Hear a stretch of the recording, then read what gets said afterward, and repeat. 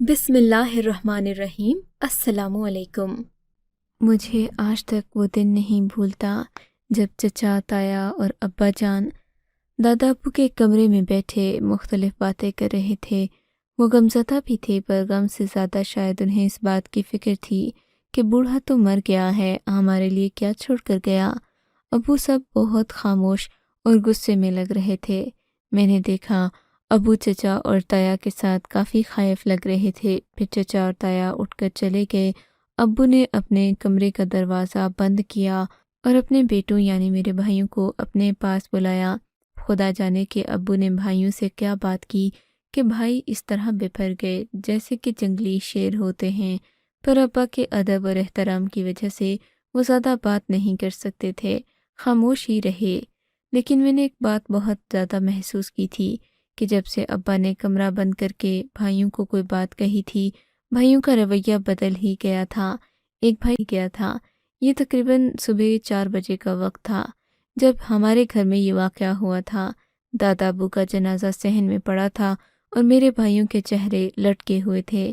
ابا، چچا سب لوگ مل کر دادا ابا کو دفنانے شام کے تقریباً 4 بجے قبرستان میں گئے تو گھر جیسے ہولناک سی خاموشی میں ڈوب گیا۔ مجھے لگ رہا تھا میں کسی ویرانے یا قبرستان میں آ گئی ہوں۔ میرے بھائی ہی اس گھر کی رونق تھے، میں تو ان کی اکلوتی بہن تھی، اسی لیے وہ مجھ سے بہت زیادہ محبت کرتے تھے۔ میرے بھائی مجھ پر چاند چھڑکتے تھے، میں جو بھی بات کہتی اسے پورا بھی کرتے تھے۔ میرے بھائی غیرت مند بھی بلا کے تھے، میں کسی سے بات کر لیتی یا کوئی مجھ سے بات کر لیتا تو اس بیچارے کی شامت آ جاتی، اسی لیے میں ہمیشہ بھائیوں کو یہی تاثر دیتی کہ میں کسی لڑکے میں کوئی دلچسپی نہیں رکھتی۔ میرے بھائیوں نے اماں سے کہہ دیا تھا کہ ہم رانی کی شادی دھوم دھام سے کریں گے، ہماری اور اس کی شادی میں پورے گاؤں کو بلائیں گے، مگر میں کیا جانتی تھی کہ میرے نصیب میں کیا لکھا ہے۔ ان دنوں ہمارے بھائیوں کا رویہ بدل سا گیا تھا جس کی میں نے کبھی شکایت نہیں کی تھی۔ ایک دن میں شام کے وقت اپنے کمرے سے باہر آئی تو دیکھا میرے تینوں بھائی صحن میں موجود چوبارے پر بیٹھے ہوئے ہیں اور کوئی بات چیت کر رہے ہیں۔ میں نے رک کر دیکھا تھا، وہ میرا نام بھی لے رہے تھے۔ میں چونک گئی کہ بھائی اتنی خفیہ طریقے سے میرا ذکر کیوں کر رہے ہیں۔ میں جیسے ہی سامنے آئی تو بھائی اس طرح چوکنے ہو گئے جیسے انہیں کوئی سانپ سونگھ گیا ہو۔ آپ لوگ میرے بارے میں بات کر رہے تھے نا؟ میں ہنستی ہوئی اوپر آئی، مگر بھائیوں نے مجھے ایک نظر بھی محبت سے نہیں دیکھا، بلکہ ان کے چہرے غصے سے بھرے ہوئے تھے۔ لگتا تھا جیسے اب ان میں میرے لیے پہلے جیسی محبت نہیں رہی۔ میں نے ان کو دیکھ کر بہت بار مسکرانے کی کوشش بھی کی، پر ان تینوں کے رویے اس طرح اجنبیوں والے تھے کہ میں شرمندہ ہو کر وہاں سے واپس اپنے کمرے میں آ گئی۔ اماں نے جو مجھے ناراض دیکھا تو بولیں، کیا ہوا بیٹی، کیا تمہارے بھائیوں نے تمہیں کچھ کہا ہے؟ میں نے کہا نہیں اماں، وہ کوئی بات کر رہے تھے میرے بارے میں۔ جیسے ہی میں پاس گئی تو انہوں نے بات ختم کر دی۔ یہ سن کر اماں بھی سوچ میں پڑ گئیں، کہنے لگیں بیٹی تمہارے بھائی کہاں بیٹھے ہیں؟ میں نے انہیں چوبارے کا بتایا، خود اندر کمرے میں چلی گئی۔ مجھے نہیں پتا کہ اس کے بعد کیا ہوا۔ رات کو اماں میرے کمرے میں آئیں تو وہ بھی پریشان تھیں۔ انہیں دیکھ کر ایسا لگ رہا تھا جیسے وہ کسی بہت بڑی فکر میں مبتلا ہوں۔ میں نے کہا اماں کیا ہوا؟ کہنے لگیں کہ تمہارے ابا کی طبیعت بہت خراب ہے، ایسا لگتا ہے کہ وہ ہمارے درمیان بس اب چند دن ہی رہیں گے۔ میں نے کہا اماں خدا کا خوف کریں، آپ یہ کیسی باتیں کر رہی ہیں؟ اماں بولی بیٹی میں بالکل صحیح کہہ رہی ہوں۔ ان کو دیکھ کر ایسا لگتا ہے کہ جیسے وہ اس دنیا میں بس وصیت کرنے آئے ہوں۔ ابھی صبح تو ان کی طبیعت بالکل ٹھیک تھی، پھر نہ جانے کیا ہوا، ہاتھ پاؤں کانپ رہے ہیں اور گھبراہٹ ہو رہی ہے۔ میں فوراً ابا کے پاس گئی۔ ابا نے مجھے اپنے سینے سے لگاتے ہوئے کہا، بیٹیاں ہی تو اپنا باپ کا اصل اثاثہ ہوتی ہیں۔ قدرت کا نظام دیکھو بیٹی، ہم اپنی طاقت میں اضافہ کرنے کے لیے اپنے بیٹوں کو بیٹیوں پر ترجیح دیتے ہیں، پر یہ بیٹے ہی ہوتے ہیں جو ہمیں آخری عمر میں بے بس کر دیتے ہیں۔ ابا کی آواز ڈوب رہی تھی۔ مجھے لگا جیسے ابا مجھ سے بہت کچھ کہنا چاہتے ہوں، پر مجھے کم عمر سمجھ کر یا بھولا جان کر وہ مجھ سے زیادہ بات کر نہیں رہے تھے۔ بار بار یہی کہتے کہ بیٹی ابھی تم کم عمر ہو، میں تمہیں کیا زندگی کی حقیقتیں بتاؤں۔ مجھے بس تم سے، تمہارے نصیب سے ڈر لگ رہا ہے بیٹی۔ خدا کرے کہ میرے بعد تمہارے نصیب پر کوئی آنچ نہ آئے۔ میرے ابا یہ کہتے ہوئے رو دے تھے۔ میں ان کے سینے سے لگ گئی۔ ابا واقعی آج بہت پریشان لگ رہے تھے۔ بھائی بھی ابا کے پاس نہیں تھے۔ اس بات کا احساس مجھے ہو رہا تھا۔ پھر ابا نے کہا کہ بیٹی، میں کل ہی تمہاری منگنی طے کر دوں گا۔ چاہتا ہوں کہ جلد از جلد تمہاری شادی ہو جائے۔ میں نے کہا ابا، اتنی بھی کیا جلدی ہے؟ میں پڑھنا چاہتی ہوں۔ بچپن سے لے کر ابھی تک میں نے پڑھائی پر دھیان نہیں دیا۔ ابا، پرائمری کے بعد تو میں نے اپنے اسکول کی شکل بھی نہیں دیکھی۔ میری بات پر ابا خاموش ہو گئے اور بولے، بیٹی ابھی تمہاری شادی کرنا بہت ضروری ہے، تم سمجھ نہیں سکتی۔ بس باتیں ہوتی ہیں جو بیٹیوں کو بتائی نہیں جاتی۔ لیکن میری جان، ابھی ہمیں شادی کے لیے تو کوئی نہ کوئی انتظام کرنا ہی پڑے گا۔ ابا ابھی یہ باتیں کر ہی رہے تھے کہ کمرے میں میرے 2 بھائی داخل ہو گئے۔ انہوں نے مجھے دیکھا اور کمرے سے جانے کا اشارہ کیا۔ میں کمرے سے باہر جیسے کوئی غیر انسان کسی دوسرے کی عیادت کے لیے آیا ہو۔ میں تو ابا کی اپنی بیٹی تھی۔ آخر اب بھائی میرے سامنے ابا سے بات بھی نہیں کرتے تھے۔ یہ کیا بات ہوئی؟ یہ سوچ سوچ کر مجھے بہت برا لگ رہا تھا۔ میں نے خاموشی اختیار تو کر لی تھی، پر مجھے اس بات کی حقیقت جاننا تھی، جو جاننے میں مجھے زیادہ وقت نہیں لگا، کیونکہ میرے سامنے قدرت نے حقیقت بہت جلدی کھول کر رکھ دی تھی۔ ابا اگلے ہی دن میری منگنی کا اعلان کرنے سے پہلے اس دنیا سے رخصت ہو گئے تھے۔ ابا کی آنکھیں سفید کیا ہوئیں۔ بھائیوں نے تو جیسے آسمان سر پر اٹھا لیا۔ اماں کے پاس آئے اور بولے، اماں، اب ہمیں اپنی بہن کی حفاظت پہلے سے زیادہ کرنا ہوگی۔ تمہاری بیٹی اب یتیم ہے اور تم بیوہ ہو، اسی لیے اب ہماری کسی بات پر کوئی اعتراض نہیں کرنا۔ اب ہم پر ہماری بہن کی ذمہ داری بھی ہے۔ ہم اسے نہیں سنبھالیں گے تو زمانے کی بری نظروں میں آ جائے گی۔ مجھے اپنا آپ اس دن کسی طرح میں بے سہارا سا محسوس ہوا تھا، پر میں خاموش رہی۔ اب ابا تو تھے نہیں جو پہلے کی طرح لاڈ پیار کرتے، پر بھائیوں کا رویہ میرے ساتھ کیوں بدلا تھا، یہ بات میری سمجھ سے باہر تھی۔ پھر اچانک ایک دن بھائی کا رویہ بارش کے موسم کی طرح صاف ہو گیا۔ بھائی مجھ سے کہنے لگا، چلو آج میں تمہیں ایک بہت خوبصورت تحفہ دوں گا۔ میں نے کہا، بھائی تم مجھے کیا تحفہ دو گے؟ ابا کی وفات کو تھوڑے ہی دن ہوئے ہیں۔ بولا کہ میں تمہیں ایسا تحفہ دوں گا کہ تمہاری زندگی بن جائے گی۔ ہاں، لیکن تمہیں اس کے لیے رات کا انتظار کرنا ہوگا۔ اماں سے کہہ دو کہ تم کسی سہیلی کے گھر جاؤ گی۔ مجھے بھائی پر حیرت ہوئی کہ اگر مجھے وہ کہیں لے کر جانا ہی چاہتا ہے تو اماں سے کیوں چھپا رہا ہے؟ میں نے کہا، بھائی اماں کے تو علم میں لانا ہوگا کہ میں آپ کے ساتھ جا رہی ہوں، سہیلی کا کہہ کر نہیں جاؤں گی۔ دل میں میرے یہ بھی خدشہ تھا کہ کہیں میرا بھائی مجھے کہیں اور لے جا کر اماں کو یہ نہ کہہ دے کہ یہ خود گئی تھی۔ لیکن بھائی نے مجھ سے کہا کہ کیا تمہیں مجھ پر یقین نہیں ہے؟ اگر تم نے یہ کہا کہ تم میرے ساتھ جا رہی ہو تو خواہ اماں کوئی امید لگا لیں گی۔ تم کہنا کہ سہیلی کے ساتھ جا رہی ہوں۔ ارے پگلی، تمہیں تحفہ بھی تو ایسا ہی دوں گا کہ تم اماں کو بھی دکھاؤ گی تو وہ خوش ہو جائیں گی۔ میں چاہتا ہوں کہ ہم اماں کو اچانک خوشخبری دیں۔ میں نے سوچا کہ چلو بھائی کہہ رہا ہے تو بات مان ہی لیتی ہوں، ویسے بھی کون بھائی اپنی بہن کے ساتھ برا کرتا ہوگا۔ پر مجھے کیا معلوم تھا کہ میرا بھائی اب بدل چکا ہے، یہ پہلے والا سارم نہیں رہا جسے میں 2-3 سال پہلے جانتی تھی۔ مجھ میں اور میرے بھائیوں میں عمر کا فرق بس 6-7 سال ہی کا تھا، پر وہ مجھ سے بہت بڑے معلوم ہوتے تھے کیونکہ ان کی عقل و فہم زیادہ تھی۔ ابا نے ان کو پڑھایا بھی تھا اور پھر ان کی اچھی جگہوں پر نوکری بھی ہو گئی تھی۔ ایک بھائی تو خود نوکری چھوڑ کر آ گیا، ورنہ سبھی اچھے عہدوں پر فائز تھے۔ بہرحال میرا بھائی شام کے وقت مجھے اپنے واپس چلا گیا۔ میں بھی آ کر سوچنے لگی کہ آخر بھائی نے ایسی بات کیوں کہی۔ میں نے یہ بات اماں کو بھی بتا دی، ساتھ اپنی مجبوری بھی ظاہر کر دی کہ اگر بھائی کو یہ لگا کہ میں اس پر شک کر رہی ہوں تو ناراض ہو جائے گا۔ اماں بھی اب بیوہ تھیں، ان میں وہ دم خم نہیں رہا تھا جو ابا کے ہوتے ہوئے تھا۔ اب لگتا تھا کہ وہ بیٹوں پر اپنا حق بھی اس طرح سے نہیں جماتیں۔ خیر، اماں نے کہا کہ کوئی بات نہیں، تمہارا بھائی ہے، وہ ایسا برا کچھ سوچ بھی نہیں سکتا جو تم اندیشہ کر رہی ہو۔ شام ہوئی، میں بھائی کے ساتھ گھر سے نکل گئی۔ بھائی نے مجھے گاڑی میں بٹھایا اور دور ایک جگہ پر لے گیا۔ میں راستے میں بھائی سے پوچھنے لگی کہ بھائی تم مجھے کہاں لے کر جا رہی ہو؟ بولا کہ بس ایک خوشخبری ہے، میں تمہیں ایک تحفہ دینا چاہتا ہوں۔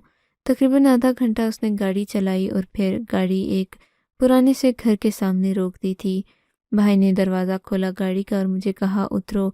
हम लोग बाहर आए तो ये वाकई एक पुराना सा घर था। दरवाजे पर दस्तक दी, सामने एक बूढ़ा आदमी आ गया। भाई ने कहा हमें अपना घोड़ा दिखा दो। भाई मुझे लेकर अंदर चला गया। देखा तो एक खूबसूरत सफ़ेद रंग का घोड़ा वहाँ पर खड़ा था, लेकिन घोड़ा बहुत ही सरकश लग रहा था। वो आदमी बताने लगा कि ये घोड़ा काफ़ी सरकश और बागी है, क्योंकि आला नस्ल का है। भाई ने कहा हमें यही घोड़ा चाहिए।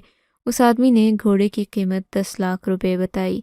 मैं तो ये सुनकर ही हैरान रह गई थी। हमारे घर का कुल खर्चा 25 से 40 हज़ार होगा, लेकिन ये तो 10 लाख रुपए मांग रहा था। उस वक्त 10 लाख बहुत बड़ी रकम होती थी। भाई ने कहा कि ठीक है, ये हमें दे दो, कीमत तुम्हें कल आकर अदा कर देंगे। उस आदमी ने भाई से दूसरा सवाल नहीं किया, शायद इसलिए कि भाई को वो जानता था। उसने घोड़ा भाई के साथ भेज दिया। भाई ने मुझसे कहा कि जानती हो ये किसके लिए लिया है। मैं हैरान हो गई। भाई मेरी तरफ देखकर बोला अब से ये घोड़ा तुम्हारा है। तुम किसी शहजादी से कम नहीं हो। मैं चाहता हूँ कि तुम घुड़सवारी करो और सीखो भी। लड़की को बहुत ज़्यादा खुद मुख्तार और बहादुर होने की ज़रूरत होती है, क्योंकि इस माशरे में मर्द की बहादुरी से ज़्यादा औरत की बहादुरी ज़रूरी है। मेरा भाई मुख्तलिफ बातें करता गाड़ी तक आ गया। मैं हैरान थी कि अब ये गाड़ी कैसे चलेगी और घोड़ा कैसे चलेगा, पर भाई ने एक अनोखा निज़ाम किया। उस आदमी से कहा कि इस घोड़े पर बैठकर हमारे घर तक चलो, जबकि मैं और भैया गाड़ी में बैठ गए और हम लोग घर आ गए थे। वो आदमी घोड़ा हमारे घर तक छोड़ आया था। फिर अम्मा को भी भाई ने बाहर बुलाया और कहा देखें, मैंने आपकी शहजादी के लिए 10 लाख रुपए का घोड़ा लाया है। ये सुनते ही मोहल्ले के सब लोग हैरान रह गए थे, क्योंकि भाई ने बड़ी ऊंची आवाज़ में अम्मा को आकर बाखबर किया था। जबकि सब बाहर आ गए थे, अम्मा भी पूछने लगीं कि इतना महंगा घोड़ा लेने की क्या ज़रूरत थी। भैया ने कहा कि अम्मा इसकी भी एक वजह है, मैं ज़रूर इस घोड़े की वजह बताऊंगा, पर अभी नहीं। अम्मा खामोश हो गई थीं। मैंने सोचा भी नहीं था कि ये बात इतनी बड़ी हो जाएगी। अगले दिन से भैया ने मुझे घुड़सवारी सिखा दी, बल्कि एक आदमी को भी मेरे साथ भेज दिया। थोड़े ही दिनों के बाद मैं घोड़ा चलाने में माहिर हो गई। मैं घोड़ा भगाना रोकना सब कुछ सीख चुकी थी, पर मैं ये नहीं जानती थी कि इसके पीछे मेरे भाई का मकसद क्या है। एक दिन मैं जंगल में जा रही थी। मैं घोड़े पर अकेली ही थी। उस दिन हमारे घर में ज़रूरी काम था, इसीलिए मुझे घर से बाहर अकेले ही निकलना पड़ा था। अब तो मुझे शाम के वक्त घुड़सवारी की आदत हो गई थी। मैं वाकई खुद को एक शहजादी की तरह महसूस करती, जो जंगलों में जाती और शिकार करती। मैं शिकार तो नहीं करती थी, ना ही मैं किसी शहजादे के साथ घूमने जाती थी। हाँ, इतना था कि मैं घोड़ा लेकर निकल जाती, आसपास की ठंडी हवा खाती और वापस घर आ जाती। पर घोड़े पर बैठकर कमर में घुटनों में बहुत दर्द होता था, जिसकी वजह से अब मैं ज़्यादा घोड़ा लेकर घर से बाहर ना निकलती। बस शाम को थोड़ी देर आती और ज़्यादा वक्त जंगल की खूबसूरती देखते हुए गुजारती थी, क्योंकि जब घोड़ा तेज़ रफ्तार से चलता है इंसानी जिस्म को ज़ोर का झटका लगता है और इस कदर तकलीफ़ होती है कि अगर कोई इंसान घुड़सवारी का आदी ना हो तो उसे पहले दिन ही पेट में दर्द पड़ जाए। पर मेरे साथ अब ऐसा नहीं होता था। मैं घोड़े पर बैठकर सवारी करने की आदी हो गई थी। आज मेरे साथ एक अजीब और खुशगवार वाक़या ये हुआ कि घुड़सवारी करते हुए मुझे एक और नौजवान नज़र आया, जो कि इसी जंगल में शायद घुड़सवारी करने और शिकार करने आया था। उसके हाथ में एक बंदूक भी थी, जिसको एयर गन कहते हैं। मैंने देखा वो मेरे करीब आ रहा था। उसकी आंखों में हैरत ही हैरत थी, जैसे वो ये देखना चाह रहा हो कि उसने कहीं ख्वाब तो नहीं देख लिया। वो अपना घोड़ा बिल्कुल मेरे करीब ले आया। मैंने देखा उसका घोड़ा भी सफ़ेद रंग का था। मेरे पास आकर हैरत से मुझे देखने लगा। बोला कि मैं ख्वाब तो नहीं देख रहा, क्या ये हकीकत है? मैं हंसकर बोली कि हाँ, हकीकत ही है, इसमें ख्वाब वाली कौन सी बात है। बोला कि मैंने आज तक किसी लड़की को घुड़सवारी करते नहीं देखा। मैंने कहा कि मेरे भाई ने मुझे घुड़सवारी सिखाई है। बोला कि तुम बहुत ही खुशकिस्मत हो जिसके भाई ने उसे इतना कीमती घोड़ा लेकर दिया है। ये घोड़ा बहुत खूबसूरत भी है, लेकिन इसकी एक बात याद रखना, ये बहुत सरकश घोड़ा है। किसी दिन अगर तुम्हारे हाथ से निकल गया तो तुम अपनी जान से भी बाजी हार बैठोगी। और तुम नहीं जानती कि ये घोड़ा इसी वजह से मशहूर है। इसकी वजह से तो कई लोगों की मौत हो चुकी है। ये घोड़ा मौत का घोड़ा है। इस पर तुम ध्यान से रहा करो, بلکہ میں تو کہوں گا کہ تم یہ گھوڑا تبدیل کروا لو۔ میں نے کہا تم جان بوجھ کر ایسی باتیں کر رہے ہو تاکہ میں تمہیں اپنا اعلیٰ نسل کا قیمتی گھوڑا دے دوں۔ بولا کہ خدا کی قسم میں ایسا نہیں کہتا، نہ ہی مجھے اس قسم کا کوئی لالچ ہے، میں تو خود ایک ذمہ دار کا بیٹا ہوں، میرے پاس اللہ کا دیا سبھی کچھ ہے۔ میں تمہیں اس لیے کہہ رہا تھا کہ تمہارے بھائی کو تمہیں اتنا خطرناک گھوڑا لے کر نہیں دینا چاہیے تھا۔ اس کی یہ بات میرے دل میں اتر گئی تھی، اسے گھوڑوں کے بارے میں بہت علم تھا۔ اب مجھے اس کا انتظار سا رہنے لگا۔ میرے بھائی مجھے ویسے بھی گھر سے باہر بھیجتے تھے تو ان کو کوئی فکر نہیں ہوتی تھی۔ اب نہ جانے کیوں مجھے لگنے لگا تھا کہ بھائی جان بوجھ کر میرے پیچھے نہیں آتا تاکہ میں گھڑ سواری کروں اور خدا نخواستہ کسی حادثے کا شکار ہو جاؤں، پر جسے اللہ رکھے اسے کون چکھے۔ کچھ دن گزرے تو میری دل میں اس نوجوان کی محبت گھر کرنے لگی، پر اس سے پہلے ہی میرے بھائیوں نے ایک عجیب فیصلہ کر دیا جس نے میری زندگی کو اجیرن کر دیا۔ اس دن شام کے وقت جب میں نے اماں کو یہ بات بتائی کہ مجھے گھڑ سوار پسند ہے اور ہے بھی کسی ذمہ دار کا بیٹا، اماں کہنے لگیں کہ میں تمہارے بھائیوں سے شادی کی بات کروں گی۔ لیکن اماں نے جب بات کی تو اگلے دن وہ ہوا جو کسی نے سوچا نہیں تھا۔ میری شادی کا سن کر بھائی سب غصے میں آ گئے، کہنے لگے کہ ہاں ہم اپنی اکلوتی بہن کی شادی ضرور کریں گے، پر اس کے لیے ہم اپنی مرضی کا دولہا لائیں گے۔ میں حیران تھی کہ میرے بھائی میری شادی کے لیے اتنی جلدی مان کیسے گئے، کیونکہ ابا نے میرے نام پر کافی جائیداد کر رکھی تھی۔ یہ بات مجھے میری ماں نے ہی بتائی تھی کہ تمہارے بھائیوں کو تمہاری شادی کے وقت مسئلہ ہوگا کیونکہ تمہارے باپ نے تمہارے نام کافی جائیداد چھوڑی ہے۔ جب دادا کی وفات ہوئی تھی ابا کو یہی لگا کہ چچا اور تایا لوگ پھوپھیوں کے ساتھ زیادتی کر رہے ہیں، ان کو جائیداد کا وہ حصہ نہیں دیا گیا جس کی وہ حقدار تھیں، بلکہ ان کو سرے سے حصہ ہی نہیں دیا گیا۔ اسی لیے ابا جان نے مرنے سے پہلے یہ وصیت کی تھی کہ میری بیٹی کو میری جائیداد سے حصہ ضرور دیا جائے۔ خیر، ابا کی یہی وصیت میرے لیے مصیبتوں کو جمع کیا۔ سب سے کہا کہ ہماری بہن کی شادی ہے۔ میں حیران تھی کہ ایک ہی رات میں میرے بھائیوں نے دولہا کہاں سے ڈھونڈ لیا۔ نہ رشتہ ہوا، نہ منگنی ہوئی، نہ کوئی بات چیت ہوئی، کیا یکدم میری شادی کر دیں گے؟ میں تو دل ہی دل میں رو رہی تھی۔ میں اپنے بھائیوں کو اور والدہ کو اپنی پسند کے بارے میں بتا بھی نہیں سکتی تھی کیونکہ اس علاقے میں لڑکیاں پسند کی شادی نہیں کرتی تھیں۔ ان کو تو بس ماں باپ جس کے پلے باندھ دیتے وہ خاموش ہو کر اسی کو اپنا شوہر قبول کر لیتی تھیں۔ میں سوچ رہی تھی کہ بھائیوں نے میرے لیے نہ جانے کس لڑکے کو چنا ہوگا۔ بھائی میرے لیے برا تو سوچ نہیں سکتے۔ لیکن جب صبح ہوئی بھائیوں نے مجھے کہا کہ تم تیار ہو جاؤ۔ میں اور اماں دونوں ہی حیران تھے کہ لڑکا کہاں ہے۔ بھائیوں سے یہ بات پوچھی بھی انہوں نے ہمیں خاموش کروا دیا۔ پورا گاؤں جمع ہوا۔ بھائی نے میرے گھوڑے کو بھی میدان میں لا کر کھڑا کیا اور بولے، دیکھو لوگو، ہر خاندان کی کچھ روایات ہوتی ہیں، اسی لیے ہم نے اپنی روایت کے مطابق اپنی بہن کی شادی اس گھوڑے سے کرنی ہے، اور یہ گھوڑا ہی ہماری بہن کا شوہر ہوگا کیونکہ یہ ہم نے 10 لاکھ روپے میں خریدا ہے۔ اور آپ سب تو جانتے ہیں ہمارے خاندان میں ہماری بہن کا کوئی ہم پلہ لڑکا نہیں ہے۔ خاندان کے باہر بہن دینا ہم بے عزتی سمجھتے ہیں، اسی لیے اپنی بہن کو گھوڑے کے ساتھ بیاہیں گے، باقاعدہ رسمیں ہوں گی۔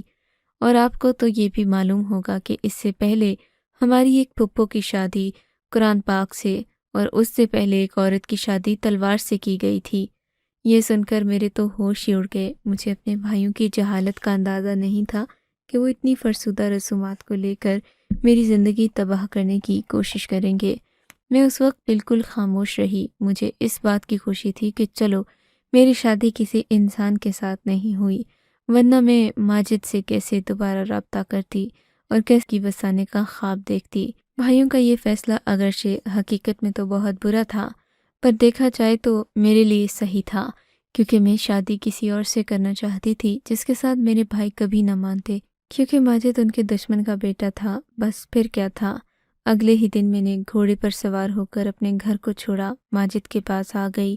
ماجد بھی مخلص ہی تھا، میرے ساتھ اس نے دھوکے بازی کرنے کا نہیں سوچا تھا۔ میرے خاندان کی شرافت سے وہ واقف تھا، مجھے وہاں سے سیدھا شہر لے گیا۔ پھر اس نے بھی اپنے ماں باپ کو چھوڑ دیا، میں نے بھی اپنے فرسودہ قسم کے بھائیوں کو چھوڑ دیا جس سے جائیداد کے لیے اپنی بہن کی خوشیوں پر قبضہ کرنا چاہتے تھے، اور پھر ہم دونوں ایک بڑے شہر میں آ گئے۔ آج ہمیں لاہور میں رہتے ہوئے تقریباً 30 سال ہو چکے ہیں۔ ہماری اولادیں بھی ہیں۔ ہم دوبارہ کبھی اپنے گاؤں یا گھر نہیں گئے۔ ہم جانتے ہیں کہ وہاں ہمارے لیے کچھ نہیں رکھا سوائے ناراض رشتوں کے۔ ہم نے خوشی کے لیے کیا اور ہم دونوں اس فیصلے پہ بہت خوش ہیں۔ آپ کو اگر یہ کہانی اچھی لگی ہے تو اس ویڈیو کو لائک کیجیے اور اس طرح کی مزید کہانیاں سننے کے لیے ہمارے چینل کو ضرور سبسکرائب کیجیے۔ کہانی سننے کا شکریہ۔ آپ سے ملاقات ہوگی اگلی ویڈیو میں۔ تب تک کے لیے اللہ حافظ۔